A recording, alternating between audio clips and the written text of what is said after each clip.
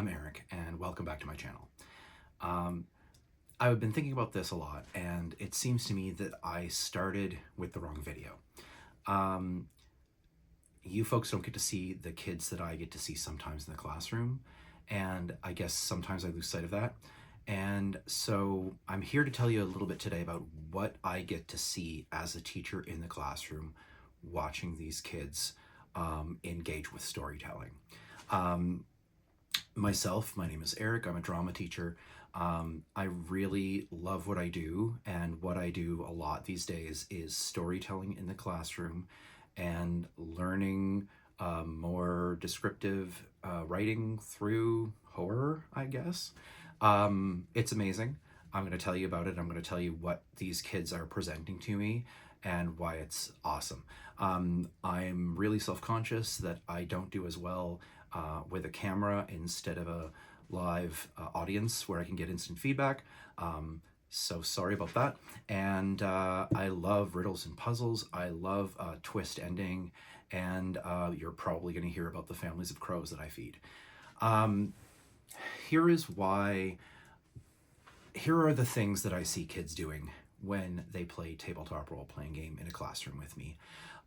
First of all, when I tell them that we're doing horror, a kind of a tremor runs through the room. It's a really cool feeling. And when I tell them that basically what we're going to do is going to amount to a playable ghost story, kids are all in. They want to know more. And it's a really easy sell. And it's kind of so exciting for kids that now I'm doing this project this 3 years now. Kids usually don't spoil my fun when I come into the classroom. If they know what I'm here to do, they don't ruin it for the other kids when I tell them that, yeah, this will be a playable ghost story. They let them have that moment. It's very infrequent that someone will say what we're going to do before I start explaining it. It's really neat.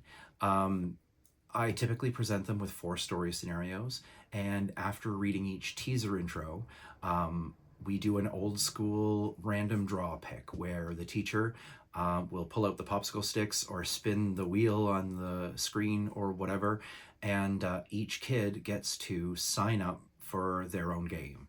And I cap it at a maximum depending on their class size. And I watch them confidently stride up and snatch the whiteboard marker from my hand.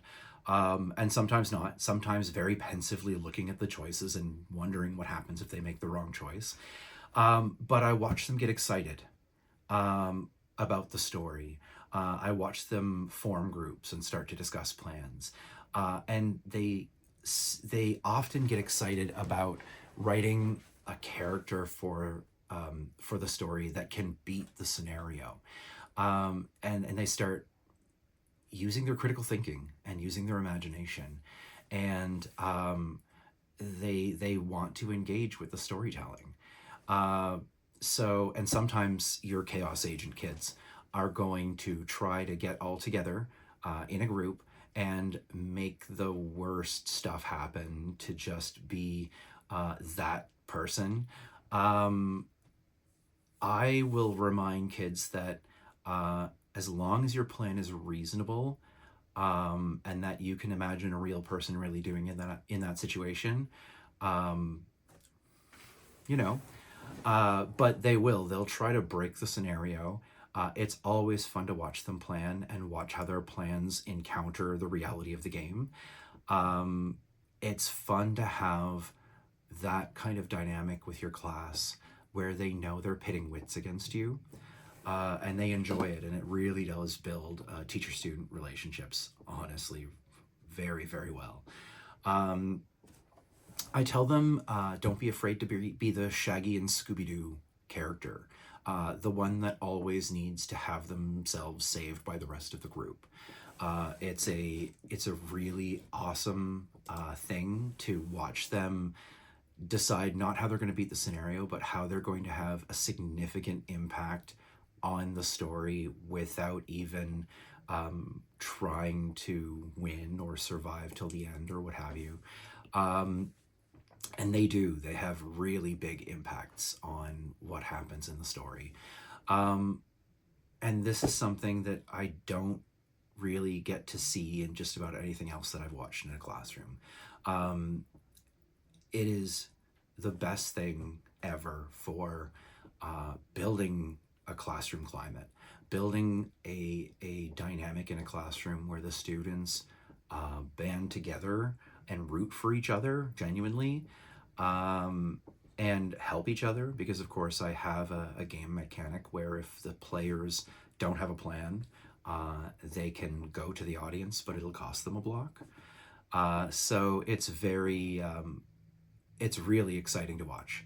And some of the specific things that I've seen as a result of this game project, I have had teachers pull me aside and tell me that the kid who just absolutely saved the whole game for everyone and led everyone, that kid almost never speaks in class.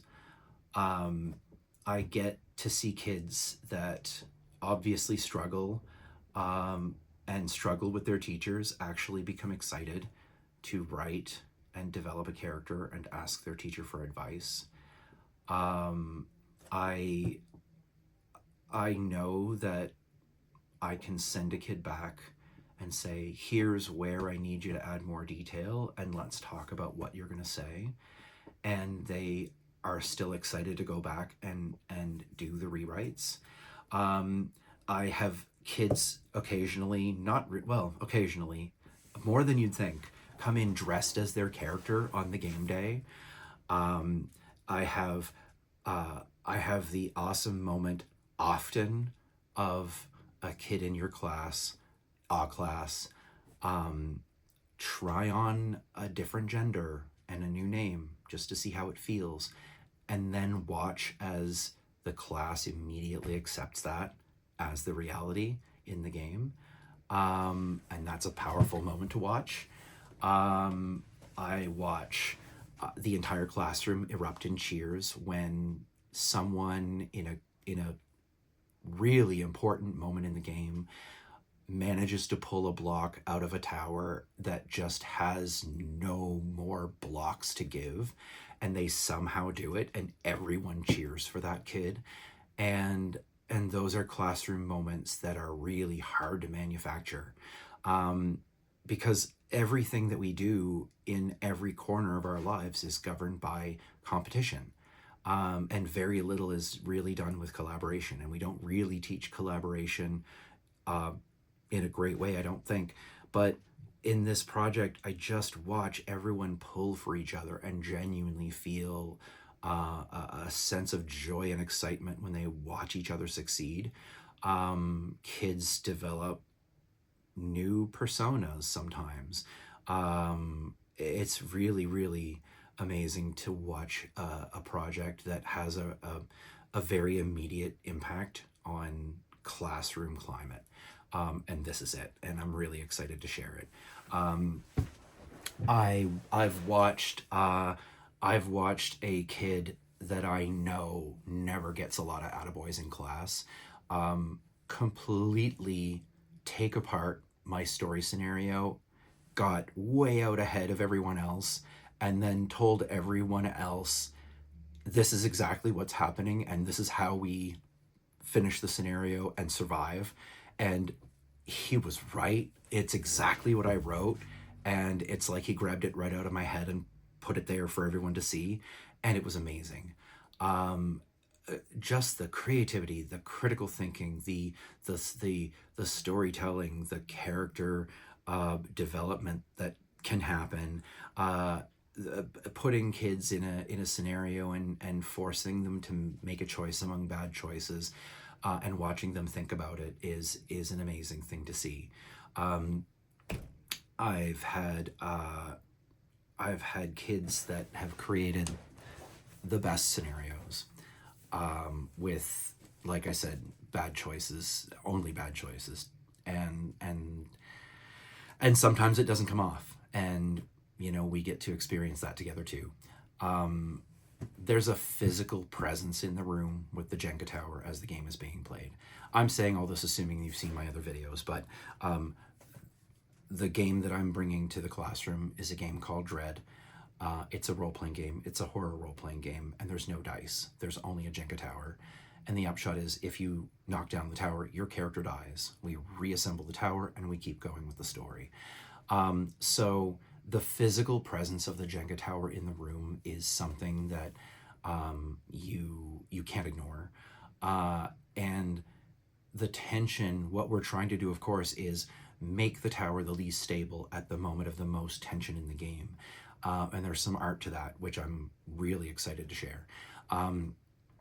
But what we're trying to do is bring those emotions of those students with the story to this crescendo at the same time that we've got the least stable tower, and kids feel stuff. They feel like, they feel the story rather than just listen to the story, or worse yet, sort of be in the room while the story's being told. And it really has a grounding effect for the kids to kind of feel the immediacy of the story that's happening right now. It's so wonderful. And that's the moment where classroom bonding happens, because then the story isn't just something that we told in class. It's an emotional moment that we share together. And as we know as teachers, those emotional moments are important bonding.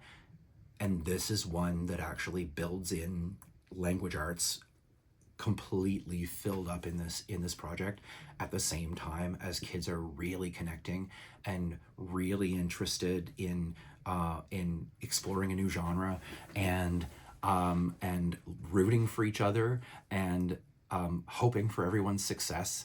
And it's really, anyway, I'm rambling on, but it's the most amazing thing that I hope that you're going to remain with me to share. At the same time that that's going on, I'm always dismantling competition in the classroom. I want for more collaboration between the students. I want, there's never a moment in my games, and that's by design, where a player says, can I do something awful to him? Because we just kind of agree in this terrible scenario just not to die here together today. And players have to choose among the least terrible answers. I write my stories with intention of it being a full-on gaming session. Like if this were a story that I would run for my friends, it would be a 3 or 4 hour session. I don't want stories to feel thin and underdeveloped. And so therefore we seldom get to the end of a story when we play in a 2-hour block or so. But what we do have at the end of that block is a wonderful 2-hour story starter writing prompt. So now how does it end? It still has to be horror. We can't suddenly make it an action movie. It doesn't suddenly become a comedy. And there are rules to that. And you explain and explore that with them.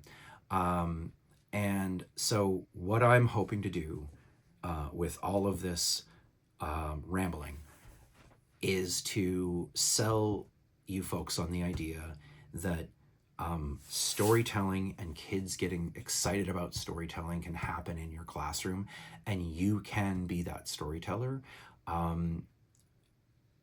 If you are the kind of person that loves to write stories, I love that. I think that teachers should share writing with students so that students can see that language and writing is something that happens, and that is important, and that we do.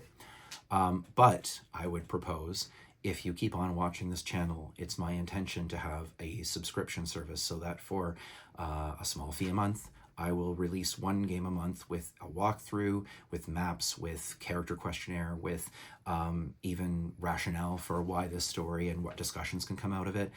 Because there is so much awful that's going on in the world right now, and wouldn't it be great if kids had an open outlet ready-made to talk about feelings without fear of judgment, because these are feelings that came up in the game. So I thank you. I hope to see you again. If you think that this video is worthwhile, please share it with your teacher friends and parent friends. I think that parents should be storytellers with their kids as well. So I want to shoot a series of videos that will help walk you through all of the bumps and bruises for running horror in a classroom or for your family. And that's free. But if you want to access my games, then that's where my subscription will come in. I hope to see you again. Please share this. Please comment. Please comment with what kind of stories you'd like to see. And I will see you again next time. Thank you so much. Take care.